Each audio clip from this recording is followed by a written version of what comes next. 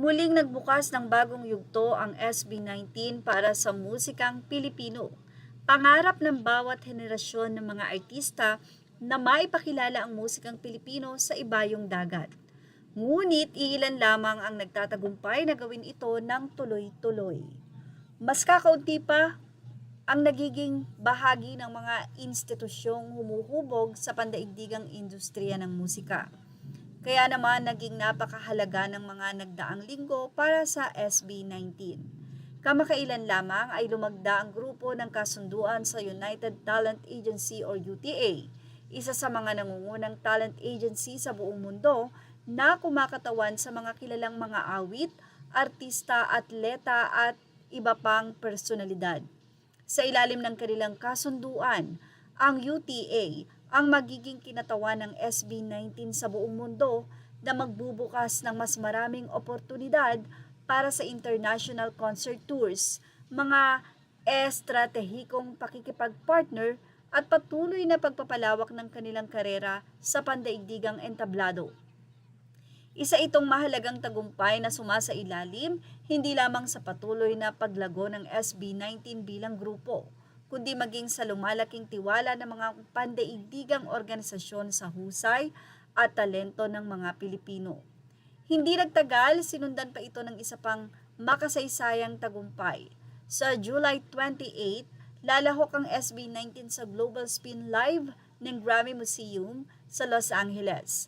Bahagi ng programa ang isang live conversation kung saan ibabahagi ng grupo ang kanilang naging paglalakbay sa musika, ang kanilang malikhaing proseso at ang kanilang mga paparating na proyekto. Magtatanghal din sila ng isang espesyal na live performance para sa mga dadalo sa naturang kaganapan.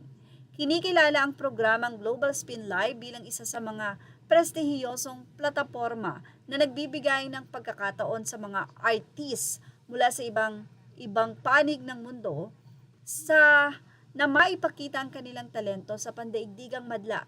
Dahil dito, itinuturing ang paglahok ng SB19 bilang isa na namang mahalagang hakbang para sa P-pop.